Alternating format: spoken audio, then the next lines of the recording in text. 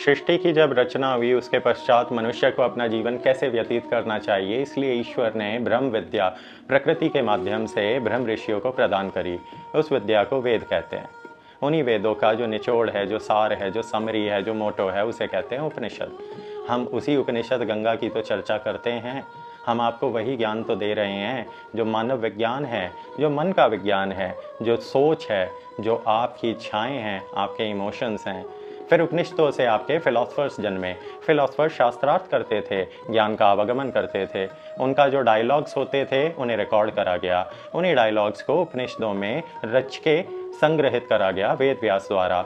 आज आपकी जो मॉडर्न साइकोलॉजी है, the ability to understand the human behaviours, what a human is going to do, how everything is happening, the understanding of all kind of desires and intentions and behavioural science is what you call psychology.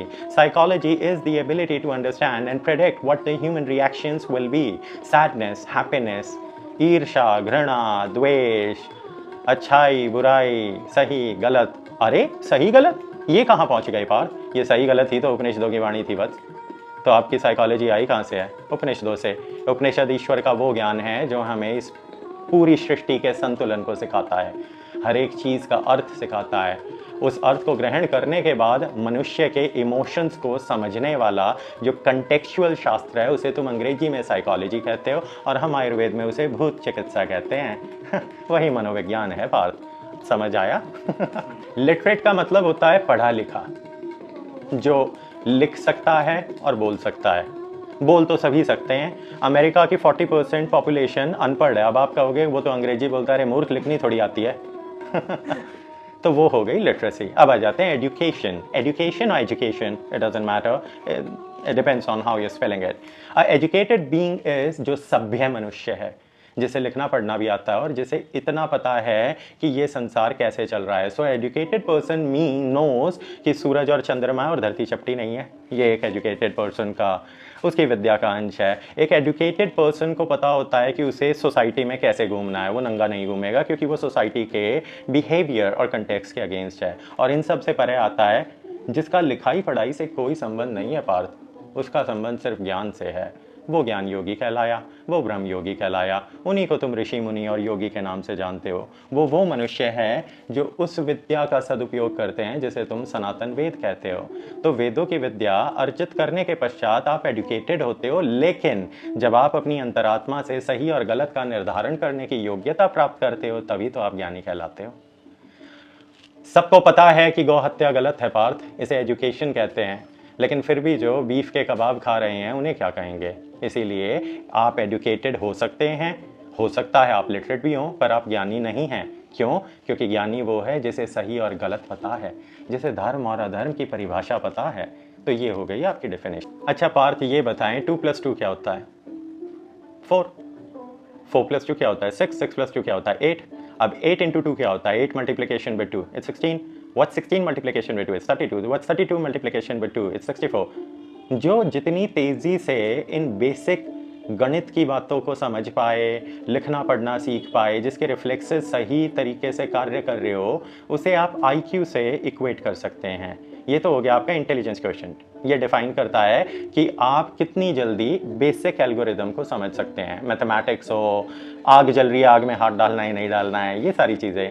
एक जो mood बुद्धि, जो लंट होता है, लंट का मतलब मंदबुद्धि, वो उसे नहीं पता कि आग में हाथ दिया जाएगा तो हाथ जल जाएगा। क्यों? क्योंकि उसका IQ कम है। उसी को डाउन सिंड्रोम कहते हैं। और वो डाउन सिंड्रोम होता है जो आप ये कली पुरुषों की ये केमिकल्स और वैक्सीन लगवा रहे हैं। Every 4th kid in America is suffering from Down syndrome.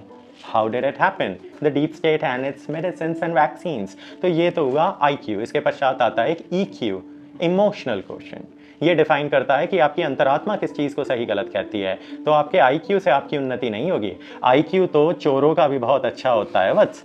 अगर IQ नहीं तो तिजोरी कैसे खोलेगा? अगर IQ नहीं तो लूटपाट कैसे करेगा? अगर IQ नहीं तो छल कपट कैसे करेगा? तो सिर्फ IQ मनुष्य की उन्नति का सार नहीं बन सकता। इसे EQ के साथ जुड़ना होगा, क्योंकि EQ का अर्थ है इमोशंस। वो जुड़ते हैं आप फिर आपके वेदों से, उपनिषदों से, बट उसमें अभी नहीं जाएंगे। तो EQ का मतलब है कि आपकी अंतरात्मा क्या गवाही देती है, आपका इमोशनल क्वोशिएंट, आपकी करुणा, आपकी सद्भावना, आपकी दया, आपकी सेवा, ये जो इमोशंस हैं ये आपके ईक्यू को डिफाइन करते हैं। और जब आईक्यू और ईक्यू जुड़ जाते हैं तब एक मनुष्य ज्ञान प्राप्त करता है। इसीलिए आप फैंसी वर्ड्स का उपयोग करके जो चाहें वो कहें, लेकिन वास्तविकता तो यही है पार्थ कि जो मनुष्य धर्म जान जाएगा वही तो ज्ञानी कहलाएगा। फिर चाहे आपका आईक्यू 200 हो, 150 हो, 100 हो, आइंस्टाइन जितना हो या 0 हो, ज्ञान क्या है? बिना ज्ञान के मानवता में आपको मोक्ष प्राप्त नहीं होगा। आपको क्या लगता है जिन मनुष्यों का आईक्यू बहुत अच्छा और बहुत उच्छेश्वा की श्रेणी का होता है वो क्या सत्पुरुष हैं?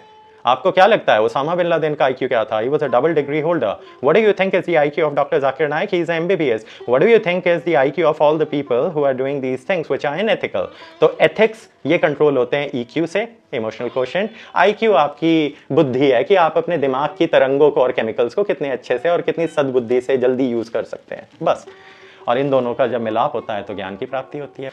इसे अंग्रेजी में समझाएं तो there is something called knowledge and wisdom. They both sound alike, but they are totally different.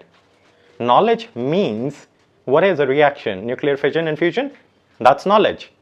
But wisdom is that you're using that nuclear fission and fusion to create a reactor and do something good for the humanity. And what's the other part? What did you do with that knowledge? You created nuclear bombs. So that's knowledge. You might be knowing. To know something is knowledge. Wisdom is being wise enough for the righteousness. So that's how you need to understand it, Parth. तो हर एक मनुष्य जिसके पास knowledge है, सही गलत है, जो जानता है, जानने वाले को ज्ञानी नहीं कहा जाता, क्योंकि मनुष्य जो जानता है क्या वो उसका अमल सही कार्यों के लिए कर रहा है या पाप के लिए कर रहा है। अगर आपको हम एक वेपन देते हैं, एक तलवार देते हैं, एक मनुष्य उस तलवार से दुष्टों का नाश करता है और एक मनुष्य उसी तलवार से छल कपट करके लूटपाट करता है, तो दोनों के पास तलवार चलाने की कला तो समान ही हुई Partha. The same knowledge which Karna had was the same knowledge which Arjuna had. So what was the difference? एक धर्म के पक्ष में था और एक अधर्म के पक्ष में था। इतना सिंपल था ये। बस समझने के लिए आपको बुद्धि की आवश्यकता होती है। वही तो बुद्धि है बस, कि सही और गलत क्या है। To know means जानना। जानने के पश्चात जो आपने सीखा वो आपकी नॉलेज, और उस नॉलेज का आप सदुपयोग करते हो तो आप कर्मयोगी हो, और दुरुपयोग करते हो तो आप एक तामसिक दुष्ट हो जिसका नाश किया जाएगा। इतनी सरल भाषा में समझाया जा रहा है, बट ये जो समाज है ये अभी भी सिर्फ नॉलेज की घंटियां बजा रहा है। You people are far away from the reality which is wisdom. और चाणक्य की एक प्रेमिका थी जिनका नाम सुवासिनी था, समझे? तो चाणक्य ने अपनी प्रेमिका को अपने शत्रु के पास भेजा और कहा कि जाके उसके साथ आप काम वासना की सिद्धि करो और उसके हाथ में अंगूठी पहना देना। तो सुहासिनी कहती है तू तो बड़ा ही नीच ब्राह्मण है रे कालिए, क्योंकि चाणक्य का रंग सांवरा था। हमारी तरह हमें भी लोग कल्लू कालिया ही कहते हैं, कृष्ण को भी कालिया कहते हैं, और कान्हा का अर्थ भी यही होता है, काला। तो चाणक्य का मन रुष्ट हुआ और उन्होंने कहा कि ऐसा क्यों कहा आपने? तो सुहासिनी ने कहा कि कौन ऐसा मनुष्य है जो अपनी प्रेमिका को एक वैश्या की भांति यूज कर रहा है, उपयोग कर रहा है? तो चाणक्य कहता है हम आपका यूज नहीं कर रहे हैं, हम आपका सदुपयोग कर रहे हैं धर्म की स्थापना के लिए। देवी, आपको जिसके पास हमने भेजा है उसके हाथ में जो आपने अंगूठी डाली है, अब धनानंद को जाके खबर दी जाएगी कि उसकी अंगूठी उसके महामंत्री के पास कैसे पहुंची, तो धनानंद उसका वध करेगा, हमारा एक शत्रु कम हो जाएगा। हमारा अखंड भारत का स्वप्न पूरा करने के लिए तो मैं हजारों सुहासिनियों को वैश्या की भांति उपयोग कर लूं। ये चाणक्य है। तो अब लोग कहेंगे कि कैसा गंदा आदमी है। नहीं, उस आदमी ने सिर्फ एक ही प्रण लिया था, अखंड भारत। अगर वो नहीं होता तो तुम सब गुलाम होते। अगर इस कहानी से कुछ समझ पाए तो समझने का भावार्थ ये है कि अगर छल का आशय धर्म है पार्थ, तो वो छल भी धर्म है। ये किसकी वाणी है? ये हमारे परमपिता कृष्ण की वाणी है। अब आप कहोगे कि कृष्ण, अरे हमारा तो नाम भी छलिया ही था पार्थ। अब आप कहेंगे कि दुर्योधन को छल से मारा, जांगा पे वार करा के। हाँ, मारा, छल किया। उसके पश्चात आप कहोगे कि आपने गुरु द्रोण को भी अश्वत्थामा मारा गया, नर नहीं आती। आप कहेंगे कि ये भी छल। हाँ, छल था। भीष्म पितामह के सामने शिखंडी खड़ा करके अर्जुन की ओट से मरवाना, ये भी छल था। कर्ण की मृत्यु के अंदर जो कार्य और लीलाएं थी वो भी छल थी। हमने अनेकों छल किए और वो सब छल धर्म थे। क्यों? क्योंकि अगर आपका अंतिम लक्ष्य धर्म है तो धर्म के लिए किए गए अनीति के थोड़े बहुत छोटे मोटे कार्य भी धर्म होते हैं पार्थ। पर इस कहानी से हर एक मनुष्य विद्या ग्रहण नहीं कर पाएगा। कृष्ण ने संसार को गीता दी, महाभारत की, क्यों की? युग परिवर्तन के लिए। अरे अपना सबसे प्रिय भांजा जिसने बलि चढ़वा दिया, तुम उसे सिर्फ एक रणछोड़ कह के जानते हो, उसका वास्तविक परिचय तुम मनुष्यों की बुद्धि से बहुत परे है। और फिर आ जाते हैं शिवाजी पे। लोग कहेंगे कि शिवाजी तो एक चोर था, लुटेरा था। यही तो तुम्हारी एनसीईआरटी में लिखा हुआ है। एनसीईआरटी में छत्रपति शिवाजी, कौन सा छत्रपति? कोई छत्रपति नहीं लिखा हुआ आपकी किताबों में। Shivaji was a bandit and he used to loot the Britishers and the Mughals. तो आपने तो हमारे बाप को ही लुटेरा बता दिया। तो ये चीज आप समझें। शिवाजी ने जो छल करा वो किस लिए करा? अरे जिन्हें लूट रहे हैं वो भी तो लुटेरे ही थे नीचों। अंग्रेज क्या कर रहे थे? भारत से संपत्ति लूट के ले जा रहे थे। मुगल क्या कर रहे थे? भूल गए तुम लोगों से जिजिया लिया जाता था? भूल गए तुम्हारा कर कितना था? भूल गए तुम्हारी बहू बेटियों को उठाया जाता था? तो जो इन चीजों से लूटपाट की जाती थी, जो पैसा ग्रहण होता था, उस पैसे का सदुपयोग जब किया जा रहा है समाज कल्याण में, तो आपकी दृष्टि में वो लूट है। आपकी दृष्टि में शिवाजी एक गुंडा है, एक बैंडेड है, एक लुटेरा है, आपकी एनसीईआरटी में भी। लेकिन हमारे लिए तो हमारा परमपिता है। देवी भवानी का आशीर्वाद था उस पे। उसी की वजह से आने वाले समय में पुनः अखंड भारत प्राप्त होगा। सत्वगुण, दया, करुणा, क्षमा, दान, प्रेम, प्रकृति का कल्याण करना, धर्म का द्रोह ना करना, हमेशा सात्विक रहना, कभी भी हिंसा ना करना बिना कारणवश। पूरा श्लोक याद करें। नपुंसक नहीं है हम जो कहा गया कि हिंसा ना करे बस। तो ये सात्विक गुण है। इन गुणों का जो भी मनुष्य इनका आचरण करेगा, इन देवगुणी संपत्तियों का, वो सात्विक कहलाया। राजसिक गुण में थोड़ा सा अहंकार आ जाता है और तमस के अंदर आप पूरे असुर बन जाते हैं। तामसिक आवृत्तियां हैं शराब पीना, छल करना, कपट करना, दूसरों से घृणा करना, दूसरों की बहन बेटियों पे गलत नज़र रखना। आसुरी आवृत्ति की जितने भी गुण हैं वो तामसिक हुए। और इन सबसे भी परे एक गुण है पार्थ, वही ईश्वर का गुण है, उसे निर्गुणी कहते हैं। जब तक तुम पार्थ तीनों गुणों में बंधे रहोगे तब तक तुम, सात्विक होना सोने की जंजीरें हैं, ठीक है, आपका रजस पीतल की और तमस लोहे की। जंजीरें तो सारी ही हैं ना। अगर संत बनने की अपेक्षा में ही जी रहे हो तो आपने अभी भी तो अपेक्षा ही रखी। जब तक सभी अपेक्षाओं से मुक्त नहीं होगे तब तक निर्गुणी नहीं बनोगे। और जो सभी गुणों से मुक्त नहीं होगा वो ईश्वर का निर्गुणी विश्व स्वरूप नहीं जान पाएगा पार्थ। इसीलिए निर्गुणी बनो। निर्गुणी कैसे बना जाता है? निष्काम कर्म योग से। तो ये तो आपके त्रिगुण। इसके पश्चात आपके तीन आपके दोष आते हैं, त्रिदोष। वात, कफ, पित्त। ये हमारी आयुर्वेदिक धन्वंतरी विद्या है। We have a background in modern medicine, endocrinology, steroidology, herbal nutrition. One of the best nutritionist we've been working for people for the past 21 years on the same spectrum। ये अंग्रेजी में इसलिए बोला क्योंकि शुरू की प्राथमिक विद्या विदेशों से थी। उसके पश्चात आते हैं हम आयुर्वेद पे। हमारे परमपिता विष्णु के अवतार धन्वंतरी, उनकी जो विद्या है उसी विद्या का अंश अथर्ववेद में आयुर्वेद के रूप में संग्रहित करा गया। उस आयुर्वेद के अंदर त्रिगुणों की वार्ता की गई है।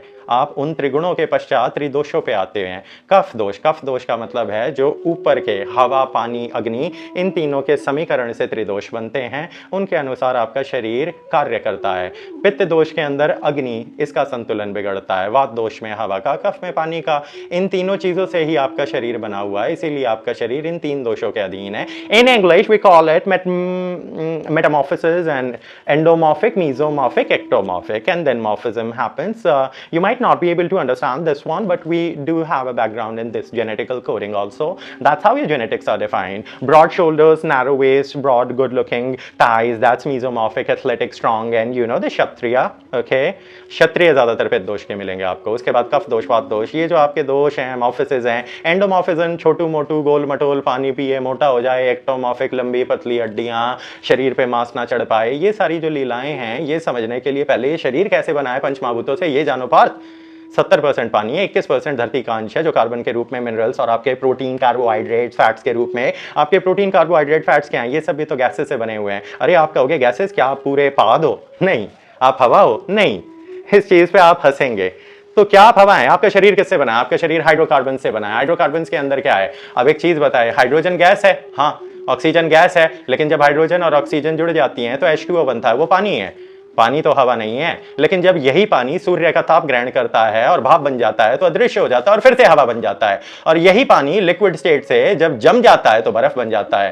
तो गुणों का आवृतन हो रहा है पार्थ। आपको ये चीज जाननी होगी कि आपका शरीर पंच महाभूतों से बना है और इन पंच महाभूतों का भी एक नेचर है। अब आपका नेचर क्या है पार्थ? इसका प्रमाण देने के लिए आपको हमसे अतीत में महामानवों के बारे में पूछना होगा कि इस मनुष्य ने क्या करा, इसने क्या करा, इसने क्या करा। तो on top of your head do this exercise. This exercise is for every person who wants to learn psychology, philosophy, जो उपनिषद समझना चाहता है, जो स्मृति का ज्ञान चाहता है, जो चाहता है कि वो सनातन ज्ञान योग तक कैसे पहुंचे। तो शुरू करें। 20 मनुष्यों का नाम ले, हम अपनी आंखें बंद करते हैं। महाराणा प्रताप। महाराणा प्रताप एक क्षत्रिय जिसने कहा था कि मैं सिर्फ एक लिंग शंकर शिव के आगे ही अपना शीश झुकाऊंगा, जो जंगल में रहा, जिसने अकबर के साथ युद्ध करा, जिसने पराधीनता कभी भी, अरे उसका सिर्फ एक ही लक्ष्य था कि वो भारत के लिए जी रहा था, माँ भारती के लिए जी रहा था। अकबर ने उसे सोना चांदी हीरे मोती जवाहरात संपत्ति स्त्रियां सब कुछ देने की अपेक्षाएं उसके मन में जगाने की कोशिश करी, लेकिन जो सच्चा सनातनी है उसने युद्ध करा और इसीलिए महाराणा प्रताप हमारे लिए पूजनीय है। Maharana Pratap never lost single battle. Akbar never fought directly with Maharana Pratap. आपकी हिस्ट्री करप्ट करके गलत हिस्ट्री पढ़ाई गई है, all thanks to the liberals. The real history is totally different. Maharana Pratap वो वीर था जिसने एक तलवार के वार से घोड़े समेत बहलोल खान के 2 टुकड़े कर दिए थे। महाराणा प्रताप वो मनुष्य था जिसने हल्दी घाटी में जो किया वो जाके अब आप पढ़ोगे तो आप गलत पढ़ोगे, उसमें आप ये पढ़ोगे कि महाराणा प्रताप डरपोक थे। तो इसमें मूर्ख कौन हुआ? वास्तविक विद्या आपको अगर ग्रहण करनी है तो आपको अपनी बुद्धि, अपनी स्मृति, अपनी जिज्ञासा, अपने ज्ञान का उपयोग करना होगा। जब तक आप स्मृति का उपयोग नहीं करेंगे आप वो डॉट्स कभी कनेक्ट कर ही नहीं पाएंगे जो आपको वास्तविक विद्या और ज्ञान देंगी। तो ये तो है महाराणा प्रताप। अब और पूछें। राणा सांगा दादा थे महाराणा प्रताप के। राणा सांगा के शरीर पे 88 घाव थे। उनका एक पैर उसके अंदर तीर लगा हुआ था, वो काम नहीं करता था। एक हाथ कटा हुआ था, एक आंख फूटी हुई थी। आंख फूटी थी अपने भाई के साथ युद्ध करते हुए राजगद्दी के लिए। राणा सांगा के शरीर पे 88 घाव थे। राणा सांगा ने आज तक जितने भी युद्ध लड़े वो एक भी युद्ध नहीं आ रहा। राणा सांगा ने बाबर को कैद करके 6 महीने तक उसके पिछवाड़े पे दे दनादन चिंता था इस तरीके से पिटाई करी और उसके बाद छोड़ दिया था उसको। उसके पश्चात आप लोगों को पढ़ाया गया कि बाबर ने राणा सांगा को हराया, बाबर भाग गया था, बाबर को कैद करा था राणा सांगा ने। राणा सांगा वो क्षत्रिय शूरवीर है जिसकी जितनी तारीफ करे उतनी कम है। वो हमारे लिए हमारे पिता तुल्य, हमारे पूर्वज, हमारे पितृ हैं। इतना काफी है। पर ये सब आपको किताबों में नहीं मिलेगा। इसके लिए आपको अध्ययन करना होगा और पौराणिक ग्रंथ और पौराणिक वो किताबें पढ़नी होंगी जो इंडिपेंडेंट नॉन लिबरल्स ने लिखी हैं। इतना काफी है राणा सांगा के बारे में जानने के लिए। समुद्रगुप्त के बारे में। समुद्रगुप्त, ओह माय गॉड, 2री-3री शताब्दी के अनुसार इसका वर्णन मिलेगा आपको। समुद्रगुप्त वो था जिसने गुप्ता एम्पायर, अब ये बनिए वाले गुप्ता नहीं है भैया, नाराज ना हो जाना, आप वैश्य थे, आप अलग हैं। ये वो समुद्रगुप्त क्षत्रिय है जिसका बोलबाला और वर्चस्व कंबोडिया, इंडोनेशिया तक था।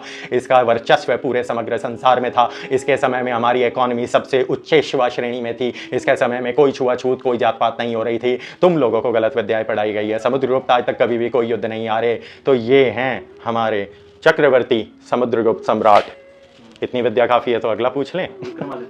विक्रमादित्य, इनको थोड़ा सा आप लोग कहेंगे कि ये फिक्शनल थे, नहीं थे। विक्रमादित्य का कहने का वर्णन ये है कि अप्रॉक्सीमेटली 3000 साल पहले का वर्णन दिया गया है। विक्रमादित्य को आप जानोगे वो असल में राजा विक्रमादित्य है। वो राजा था जिसके अवशेष आपको सऊदी अरेबिया में मिलेंगे। सऊदी अरेबिया के म्यूजियम्स के अंदर आपको जो उनके ग्रंथ और स्क्रिप्चर्स है उनके अंदर राजा विक्रमादित्य का वर्णन मिलेगा। राजा विक्रमादित्य वो मनुष्य था जो आपके पूरे धरातल पे राज करता था। लेकिन आप लोग इसे विक्रम बेताल की कहानियों से जानोगे, लेकिन उन कहानियों में भी आप निष्ठा जान पाएंगे कि राजा विक्रमादित्य के पास कितनी विद्या और कितना ज्ञान था। उनके पास ईश्वर की स्मृति थी, उनके पास स्वयं शंकर का आशीर्वाद था। एक बार उनके दरबार में 2 स्त्री आती हैं, एक नवजात शिशु को लेकर बच्चे को, और दोनों झगड़ रही हैं कि ये मेरा बच्चा है, मेरा बच्चा। और राजा विक्रमादित्य के पास जब ये कार्य आता है तो महामंडल जो होता है आपका मंत्रियों का, वो कहता है न्याय कीजिए। तो राजा विक्रमादित्य अपनी आंखें बंद करते हैं और देवी भगवती की उपासना, देवी भगवती का नाम लेके कहते हैं कि इस बच्चे के 2 टुकड़े कर दीजिए। तो ऐसी बात सुन के समग्र प्रजा घबरा गई कि ये कैसा पागल राजा बैठा दिया हमने गद्दी पे, ये कौन है। तो जैसे ही तलवार लाई गई और बच्चे के 2 हिस्से करने की बारी की गई तो एक स्त्री दूर हो गई और दूसरी स्त्री जो थी वो हंस रही थी। तो जो दूर हो गई वो बोली नहीं नहीं नहीं, मेरा बालक ने ना मारो, इन लोकल लैंग्वेज। अब इसे अलग अलग, मेरे बच्चे को मत मारिए, नहीं नहीं राजन कृपया मेरे नवजात शिशु को मत मारिए, इसे दे दीजिए। तो राजा विक्रमादित्य कहते हैं कि दूसरी वाली देवी को बच्चा छोड़े, पहले 100 कोड़े दें और बच्चा इन्हें दें और दफा करें। जो मनुष्य 30 क्षणों में धर्म क्या है, सत्य क्या है, और अगर यही चीज आज के जुडिशरी में होती तो पहले आपके डिस्ट्रिक्ट कोर्ट में, फिर सेशन कोर्ट में, फिर हाई कोर्ट में और फिर सुप्रीम कोर्ट में, और पिटीशन लग लग के इस तरीके से 25 से 30 साल हो जाते, बच्चा बड़ा हो जाता, उसके बच्चे हो जाते, लेकिन ये केस का सुलझेड़ा नहीं हो पाता। राजा विक्रमादित्य के पास वो बुद्धि और स्मृति थी। इस कहानी से क्या सीखा? असली मां कभी भी अपने बच्चे की मृत्यु नहीं देख सकती, और जो स्त्री उस बच्चे के मरने की बात पे हंसे वो उसकी मां नहीं हो सकती पाल। तो ये राजा विक्रमादित्य थे। भाई अब यूं बताएं कि स्मृति आपकी इतनी तेज है, और पूछें, ये तो अभी नहीं, लोग कहते हैं ना कि ये तांत्रिक है, या गोरी है, ये नशे करता है, ड्रग्स लेता है। हाँ, पूरी दुनिया में जितने नशे हमने सब किए हैं, we've done everything, we know it all। और उसके पश्चात सिर्फ एक नशा करते हैं हम, उसे कहते हैं साधना, उसे कहते हैं योग निद्रा, समाधि, DMT, डाइमेथाइलट्रिप्टामाइन। ये आपने हमारे मुखमंडल से अनेकों बार सुना होगा।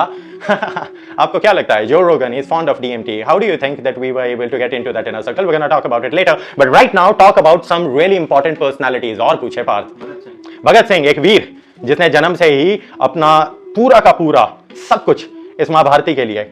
हाँ, एक एथिस्ट आइडियोलॉजी थी। क्यों? क्योंकि वो देख रहा था कि धर्म गुरु कुछ नहीं कर पा रहे हैं, तो उसे ये था कि माँ के लिए, उसके लिए ये जो धरती है यही माँ है, यही भगवती है, यही देवी है। जो इस माँ के लिए जिए और मरे, उसे तुम एथिस्ट क्यों कह रहे हो मूर्खो? तुमने किताबों में भगत सिंह को एक टेररिस्ट बताया। He is a revolutionary terrorist, it's written in your NCERT of 8th standard, go and read it. Bhagat Singh एक टेररिस्ट था, भगत सिंह एक वीर था, और भगत सिंह और उनके साथियों को फांसी देने के ऊपर एक बहुत बड़े मनुष्य का प्रेशर भी था, जिसका आपको जवाब मिल जाएगा। अब हम कहना नहीं चाहते हैं, बापू बापू आप हमें छोड़ के क्यों चले गए? पूछें और पार्थ किन के बारे में जानना है।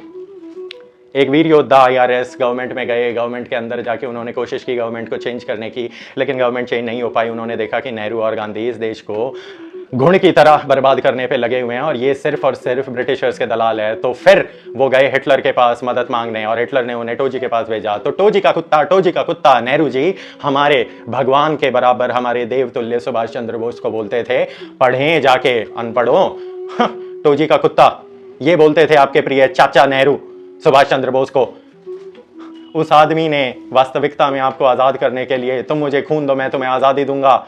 उस आदमी ने IMA, उस आदमी ने आपकी भारत के जो कैदी पकड़े गए थे जापान और जर्मनी द्वारा, उनको प्राप्त करा, और फिर उसने भारत पे अंग्रेजों के खिलाफ हमला करने की कोशिश करी। उसके पश्चात उसकी लीला तो गुमनामी बाबा की फिर कभी करेंगे, अनुजदार की किताब जाके पढ़ें, उसमें आपको पता चल जाएगा। लेकिन आप लोगों ने क्या किया? जो लोग भारत को अंग्रेजों से आजाद कराने, अब देखो कितनी विडंबना है पार्थ। पहले तुम अंग्रेजों की तरफ से युद्ध लड़ने जाते हो तो तुम पकड़े जाते हो जर्मन और जापानियों द्वारा। उसके पश्चात सुभाष चंद्र बोस जाके उनसे मदद मांगते हैं कि हमारा दोनों का दुश्मन ब्रिटिशर्स हैं, ब्रिटेन है, द क्राउन है, हमारी मदद करें उन्हें हराने में। जो आज भी तुम सब मनुष्यों का दुश्मन है वो क्राउन, वही कृष्णदेव राय हमारे कर्नाटक से, एक महाज्ञानी, एक ऐसे संत जिनके अंदर अमोघ विद्या थी, और उस विद्या का वर्णन देने के लिए देवी का एक आशीर्वाद स्वरूपा प्राप्त करा हुआ तेनाली रमन, आज तक का सबसे ज्ञानी ब्राह्मण। वो इतना ज्ञानी ब्राह्मण कि जिसने हमारी देवी को छल लिया था।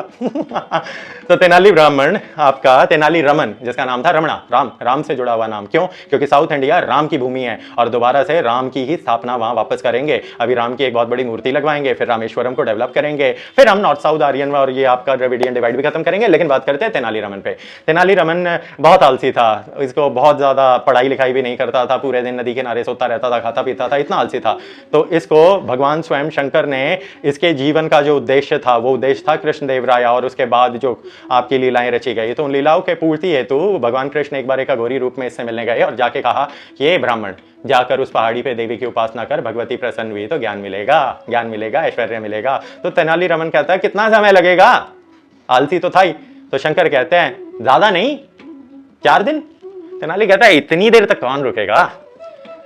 तो फिर शंकर कहते हैं तो ठीक है, फिर भिखारी की तरह जीता रहे। तो तेनाली को दुख होता है, फिर वो कहता है कोई नहीं, 4 दिन की तो बात है। तेनाली रमन पहुंचता है देवी के मंदिर में जो पहाड़ी के ऊपर था, वहां पर 4 दिनों तक उपासना करता है। देवी प्रसन्न होती है, देवी भगवती दर्शन देती है। देवी भगवती को ही माँ काली कहते हैं। अब कोई ये मत कहना नहीं उन्होंने तो माँ काली की पूजा करी थी। हाँ मूर्खों, माँ काली को ही भगवती कहते हैं, उसी को आदि पराशक्ति कहते हैं, वही हमारी माँ पार्वती है, उसी को तुम राधा के रूप में जानते हो, वही देवी सरस्वती है। अब ये विद्या सिर्फ उच्च श्रेणी के ब्रह्मयोगी और चिरंजीवी समझ पाएंगे। आप लोगों के लिए वापस आते हैं स्टोरी पे। तो देवी खुश होती हैं और कहती हैं कि बच्चे मैं तेरी उपासना से, तपस्या से प्रसन्न हूँ, ये ले। देवी के, हमारी देवी देवताओं के अनेकों हाथ होते हैं। इस तरीके से हमने पुराणों में अपने देवी देवताओं का वर्णन किया। इसे अलंकार कहते हैं, अतिशोक्ति, अन्योक्ति। उसके लिए तुम्हें सात्विक हिंदी और व्याकरण सीखनी होगी जो नहीं आती मनुष्यों को। तो एक हाथ में दूध का कलश था, एक हाथ में दही का कलश था। तो देवी कहती है अगर दूध पिएगा तो बुद्धि प्राप्त करेगा, अगर दही खाएगा तो यश और संपत्ति प्राप्त करेगा। तो तेनाली रमन चालाक तो था ब्राह्मण बहुत।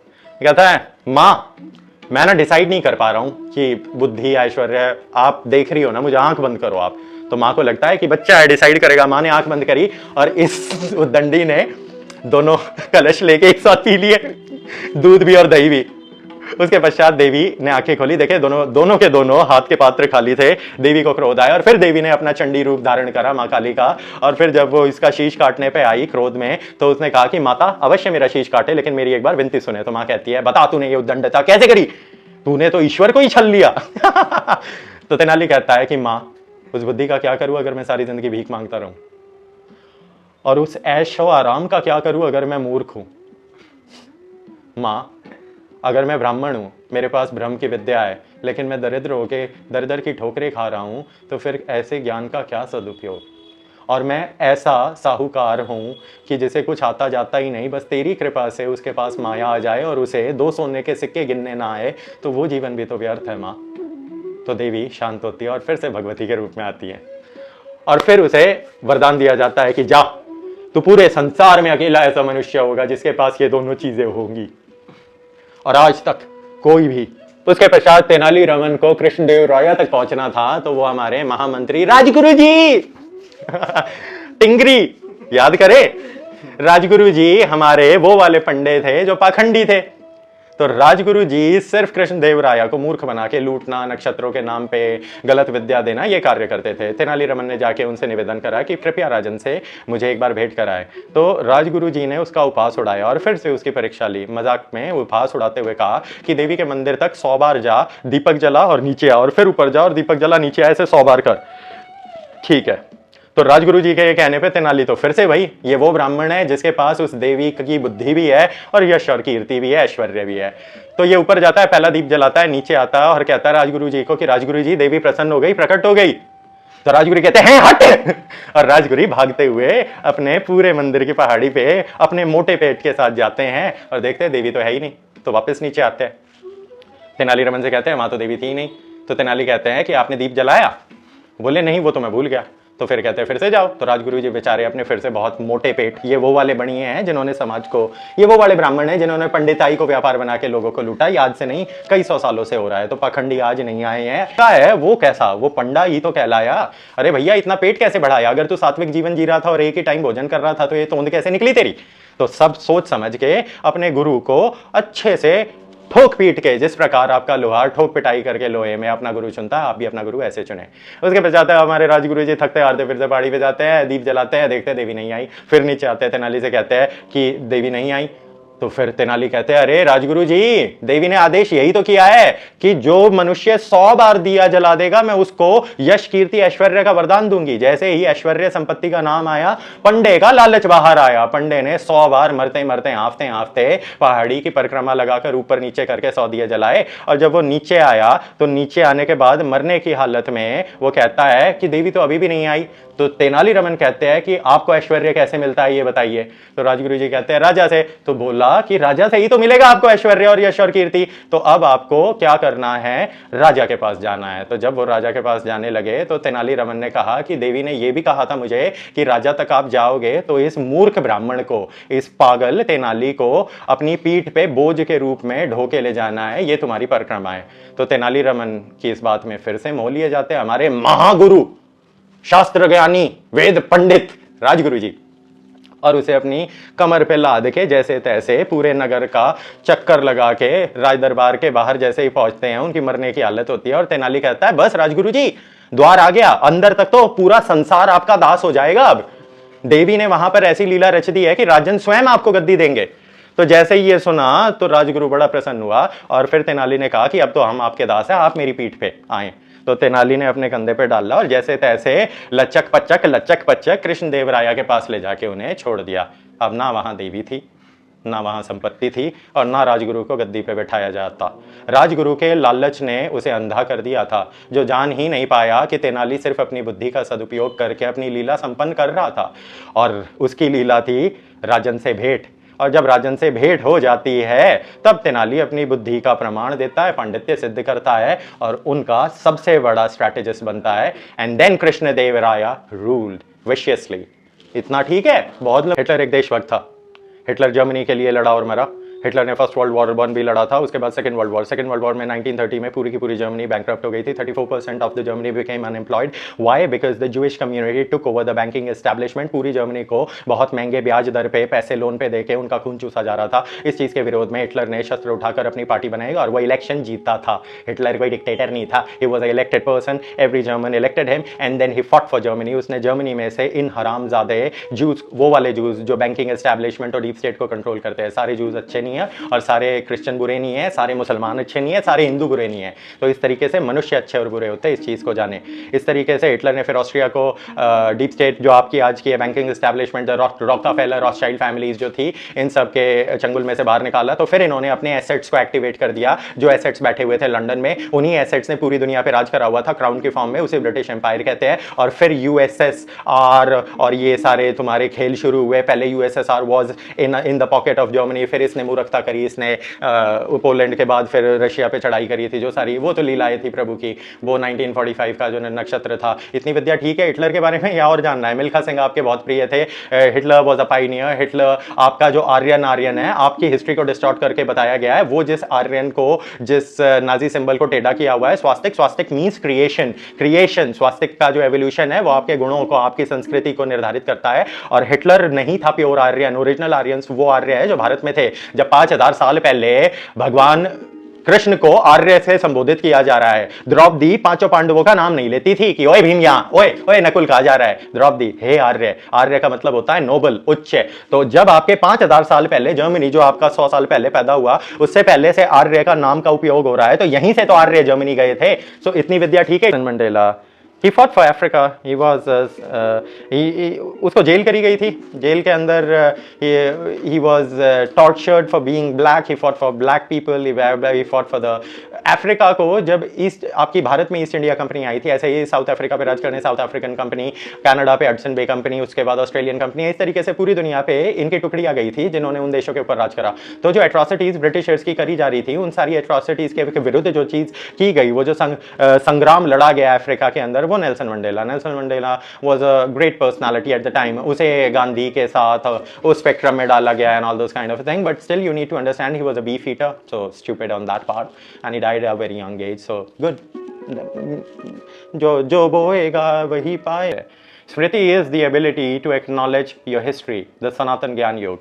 स्मृति तक पहुंचने के लिए आपको अपने सभी कुंडलिनी चक्रों को सक्रिय करना होगा। पार्थ, सबसे पहले मूलाधार को सक्रिय करने के लिए कम से कम 3 साल का ब्रह्मचर्य चाहिए। उसके पश्चात स्वधिष्ठिना, इसके लिए भी 3 साल का उपवास चाहिए। उसके पश्चात मणिपुर, इसके लिए भी आपको 30 दिन बिना सोए रहना है। उसके पश्चात आपका अनहत आपके सभी बंधन छीन लेगा, आपकी सभी इच्छाएं, आपकी करुणा। जो निर्गुणी हो जाएगा, जो इमोशनलेस हो जाएगा, उस स्टेट तक जाएगा, वो अनहत पे नियंत्रण पाएगा। और फिर जो बिना बोले विशुद्धा चक्र से वाइब्रेट करके अपनी ऊर्जा प्राप्त करेगा, वो विशुद्धा चक्र खोल पाएगा। लेकिन यहां तक पहुंचने के बाद कुंडलिनी चक्रों के सबसे इंपॉर्टेंट खेल आता है। यहाँ का जो खेल है, जहां आपकी आज्ञा चक्र है, जिसे आज्ञा अर्चना बोलते हो, दिस थिंग माथे के बीचों बीच यहाँ पाइनियल ग्लैंड है। अगर आपने बिना सात्विक हुए, बिना गुरु के आशीर्वाद के, और आप तामसिक हो और आप अपनी गलत इच्छाओं के लिए इन शक्तियों को, इन सिद्धियों को प्राप्त करने की कोशिश करते हो, तो hello supernatural frequency, knock knock, कौन है? मैं भूत कौन?